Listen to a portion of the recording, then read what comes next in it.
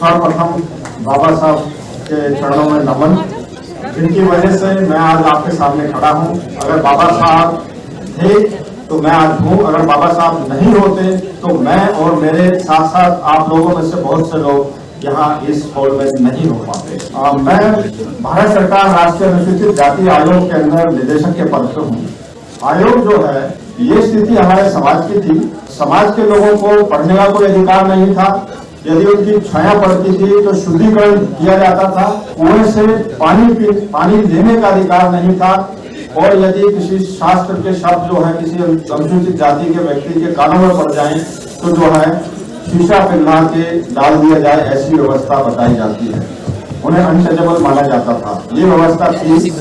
जब हिंदुस्तान आजाद हुआ उसके बाद एक संविधान बनाने की जो है आवश्यकता पड़ी और संविधान जो है बाबा साहब ने चेयरमैनशिप के अंदर संविधान बनाया गया। जब संविधान बनाया गया तो उस समय ये जरूरत महसूस की गई कि जो वंचित वर्ग है, अनुसूचित जाति, अनुसूचित जनजाति, इनके लिए कुछ ऐसे विशेष प्रावधान किए जाएं जिससे ये लोग मुख्य धारा में आ सके।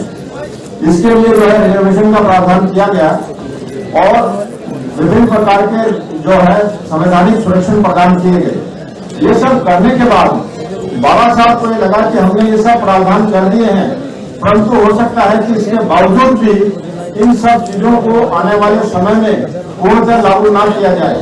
उनको ऐसी जो है संभावना लगी तो उन्होंने इसके लिए आर्टिकल 338 की संरचना की गई और इस आर्टिकल 338 के अंतर्गत जो है ये एक प्रावधान किया गया कि हमने जितने संवैधानिक संरक्षण दिए हैं उनको देखने के लिए एक वाचडॉग, एक जो है स्पेशल अधिकारी की नियुक्ति की जाए, जिसे कि जो है commissioner for SC and ST कहा गया। और पहले कमिश्नर की नियुक्ति 18 नवंबर 1951 को, जो कि ये देखते थे कि जितने भी सदस्य हैं उनका जो है इन टोटो पालन हो रहा है और कोई भी व्यक्ति जिसको कि ये लगता है कि वो अनुसूचित जाति का है और उसको जातिगत भावना से प्रेरित होके उसके साथ कोई दुर्व्यवहार किया गया है या उसके अधिकारों से वंचित किया गया है तो वो आयोग में आ सकता है। और आयोग में आने के बाद में आयोग पूरी कोशिश करता है कि उसे न्याय मिले। उसके अलावा जो जिस भी तरीके के अत्याचार होते हैं उसके अंदर कमीशन के संज्ञान में जब भी आते हैं तो हम स्वतः संज्ञान लेके उसका जो हमारे कोर्ट विजिट पे जाते हैं, सुनिश्चित करते हैं FIR दर्ज हो, SC ST PO एक्ट लगे। यदि वो अर्निंग मेंबर जो है उसका जो है मर्डर हुआ है तो उसके आश्रित परिवार में से किसी एक को सरकारी नौकरी मिलनी चाहिए। 3 महीने तक का राशन इत्यादि वो जो है सरकार की तरफ से व्यवस्था की जाएगी। उसके साथ साथ अगर उसके बच्चे हैं तो उनकी ग्रेजुएशन तक की पढ़ाई सरकार के द्वारा कराई जाएगी। उसके अलावा अगर उसके पास घर नहीं है तो घर की व्यवस्था भी सरकार के द्वारा की जाएगी। तो ये सब जो है प्रावधान जो है उपलब्ध हैं, जो कि लोगों को पता नहीं है। सबसे बड़ा दुर्भाग्य ये है कि आज अगर कोई घटना होती है तो उसमें FIR तक नहीं की जाती। FIR कब होती है? जब जो है हम इंटरवेंट करते हैं। FIR अगर हो भी जाती है तो उसमें SC ST एक्ट नहीं लगाया जाता।